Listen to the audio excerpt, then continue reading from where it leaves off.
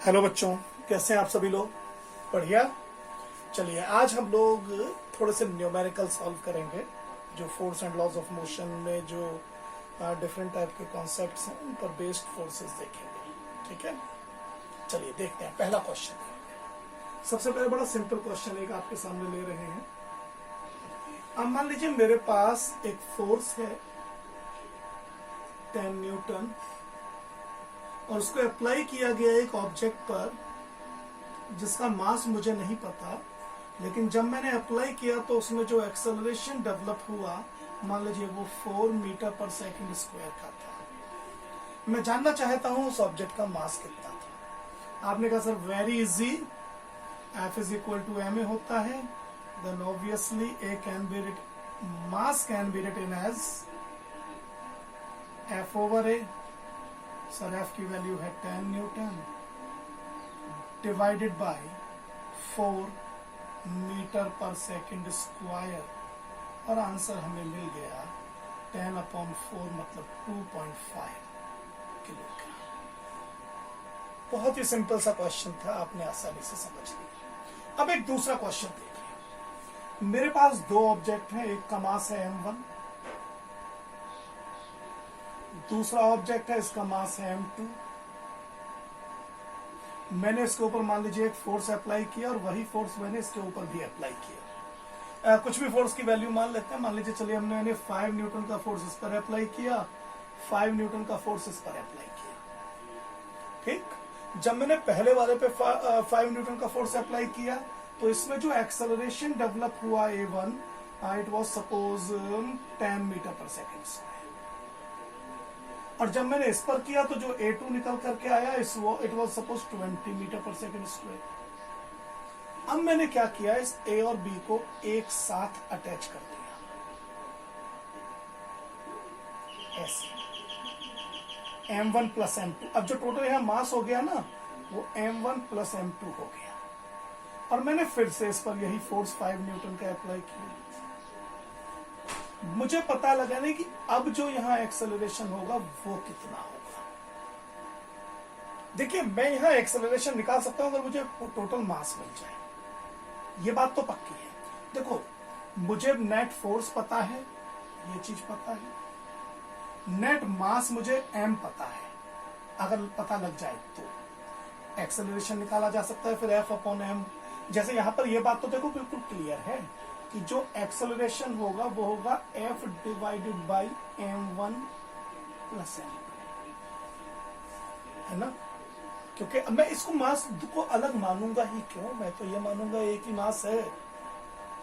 m1 plus m2 बस मुझे पता लग जाए और वो मुझे यहां से पता लगेगा। देखो यहां से मैं पहले मैं निकालता हूं इस कंडीशन से m1 यहां से आएगा फोर्स यानी 5 Newton divided by acceleration is 10, यहां निकाला है फोर्स अपॉन एक्सेलरेशन। तो मुझे m1 निकालना है तो फोर्स अपॉन A1 करना पड़ेगा मुझे, और ये कितना आ जाएगा, ये आ जाएगा भाई 1/2 किलोग्राम।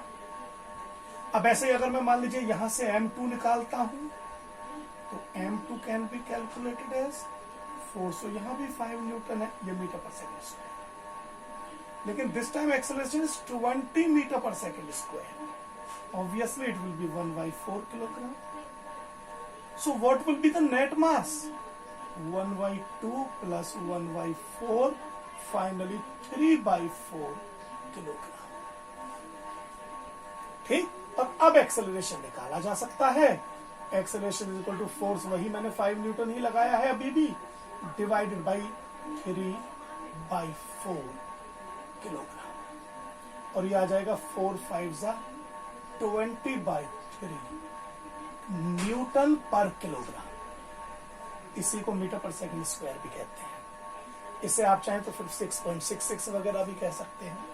हालांकि मेरा मानना है डेसिमल से हमेशा फ्रैक्शन जो होते हैं ना, they give you a very exact value. ठीक है, तो इस तरीके से मैं इस क्वेश्चन को निकाल सकता हूं। एक और देखते हैं,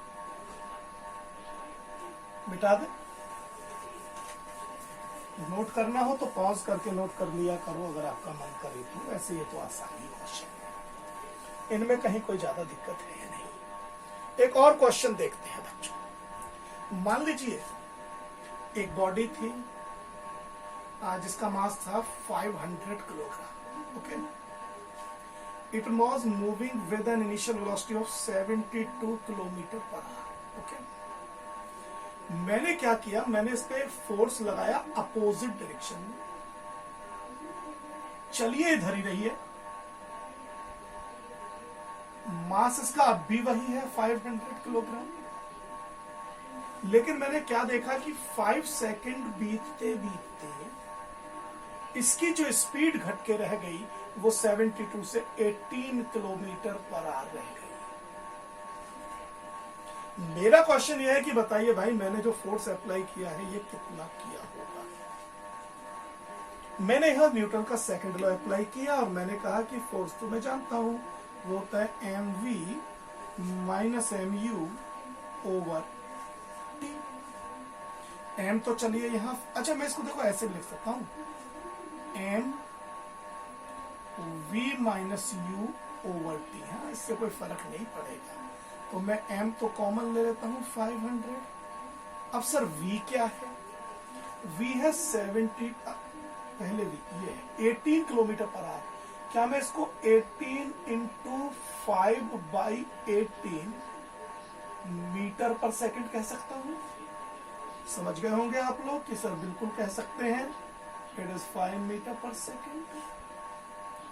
तो ये तो हो गया 5 माइनस, अब 72 को मैं ऐसे क्या बोलूंगा, जब मैं इसमें भी इंटू 5/18 करूंगा बेटा, तो 18 4 जा और 4 5 जा 20 divided by t is 5 second.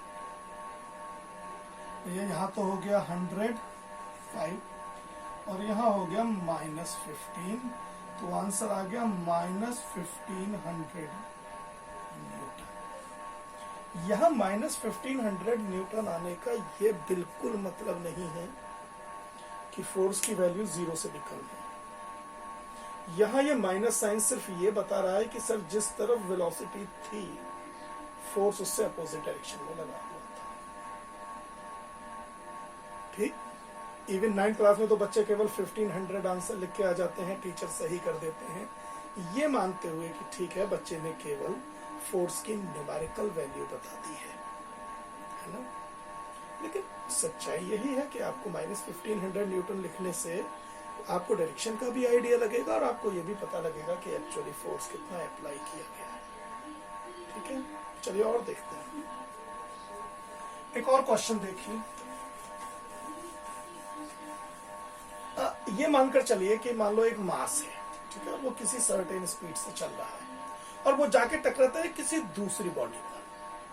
ठीक है, हम ये जानना चाहेंगे कि ऐसे में टकराने के बाद में स्पीड कितनी हो जाएगी, मतलब law of conservation of momentum का न्यूमेरिकल है। मान लो एक फ्रिक्शनलेस सरफेस है, इसमें एक बॉडी है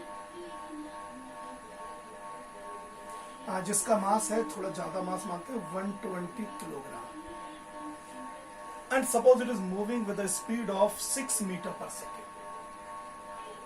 कितनी स्पीड से चल रहा है इसकी, इसको m1 नाम दे देना है, m1, और जो u1 है वो है 6 मीटर पर सेकेंड। आगे एक दूसरा ऑब्जेक्ट रखा हुआ है जिसका मास है 180 मान लो 180 किलोग्राम, 1.5 गुना है इससे भारी। ठीक है सर, वो 180 किलोग्राम का है, लेकिन ये रुका हुआ है। अब क्या होता है, ये इससे जाके टकराता है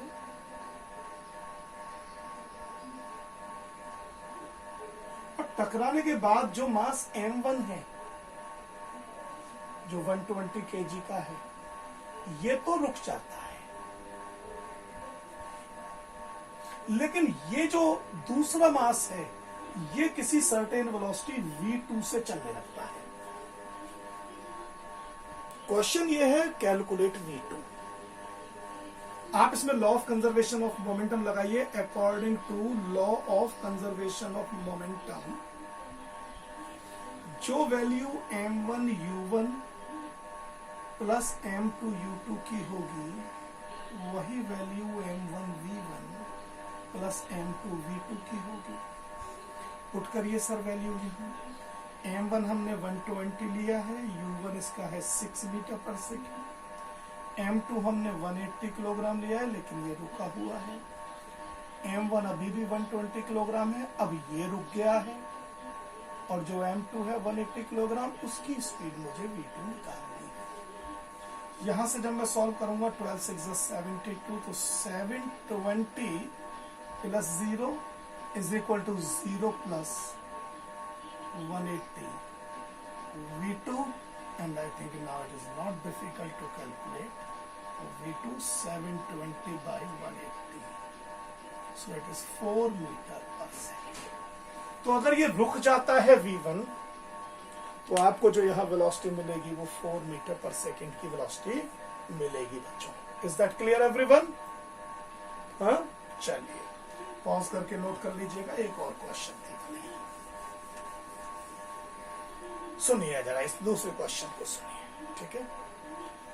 मान लीजिए एक हॉरिजॉन्टल सरफेस है, एक बॉय है, ये दौड़ रहा है इस वक्त। यहां पर एक ट्रॉली रखी हुई है जो रेस्ट पर है। तो m1 मान लेते हैं, इसका मास कितना मान लेते हैं? चलो 40 किलोग्राम मान लेते हैं। Suppose it is moving with the speed of 5 meter पर सेकेंड, और ये जो ट्रॉली है इस पे व्हील है, फ्रिक्शनलेस व्हील। इसका मास मान लो m2 160 kg, और ये रुकी हुई है इनिशियली, ठीक है। अब ये दौड़ता हुआ आया और आकर के इस ट्रॉली में जंप करके बैठ गया। बताइए, और इसी के अंदर बैठ गया और ये ट्रॉली आगे एक सर्टेन स्पीड v से चलती है, ठीक है। अगर आप ध्यान से देखें ये दोनों चल रहे हैं, तो जो m1 मास है वो भी अब v स्पीड से चल रहा है, और जो m2 वाला मास है जो पहले रुका हुआ था, u2 है इसकी वेलोसिटी, वो भी अब v स्पीड से चल रहा है। तो यहाँ पर जो v1 है वो भी v है, और जो v2 होना चाहिए था दूसरे ऑब्जेक्ट की वेलोसिटी, वो भी v है, ठीक है। हाँ, ये बात पक्का है कि अब जो यहाँ टोटल मास हो गया होगा वो हो गया होगा m, which is actually m1 plus m2, जो सॉल्व करके 200 किलोग्राम आएगा, है ना। चलिए देखते हैं तो जरा, according to law of conservation of momentum क्या कंडीशन बनेगी? वो बनेगी सर, फॉर्मूला लगाइए, m1u1 plus m2u2 is equal to m1v1 plus m2v2। m1u1 यहाँ पर है 40, u1 is 5, m2 is 160, but velocity is 0, is equal to, यहाँ पर देखिए ये m1v प्लस m2v बनेगा, क्योंकि v दोनों में सेम है। आप चाहे तो चलिए एक बार को ट्राई भी कर सकते हैं कि m1 is 40 into v, क्योंकि वेलोसिटी तो v1 भी v है, प्लस 160 और उसकी भी velocity v। Finally you will get 4 5 200 is equal to, ये तो 0 है, इधर 40v plus 160v is 200v, and finally you will get v is equal to 1 meter पर सेकेंड। इसका मतलब ऐसे में ये 1 मीटर पर सेकेंड की स्पीड से आगे की ओर बढ़ेगा। एक और क्वेश्चन कर लेते हैं last, law of conservation of momentum पर भी। मान लो एक बुलेट है जिसका मास है 20 gram, fired with a gun of mass 2 kilogram. जो बुलेट की वेलोसिटी है, जितनी वेलोसिटी से बुलेट गई, ठीक है, बुलेट की जो वेलोसिटी है, bullet velocity after firing obviously, वो है मान लो 200 मीटर पर सेकेंड। मेरा क्वेश्चन है, बताइए गन की वेलोसिटी क्या होगी आफ्टर फायरिंग। ठीक, देखो इनिशियल जो यहाँ u1 होगा वो भी 0 और जो u2 होगा वो भी 0, क्योंकि ये फायरिंग से पहले की वेलोसिटी है बुलेट की। हम बुलेट को सिंबल दे देते हैं m1, गन को दे देते हैं m2, ये आफ्टर वेलोसिटी है तो v1 और ये v2। लेकिन भैया फायरिंग से पहले तो गन और बुलेट दोनों ही रेस्ट पर थी, इसलिए u1 और u2 दोनों 0 आएंगे। अब मैंने फॉर्मूला लगाया according to law of conservation of momentum. Formula हमने लिख लिया m1u1 plus m2u2 must be equal to m1v1 plus m2v2। Value put की, m1 है 20 ग्राम तो 20/1000 किलोग्राम।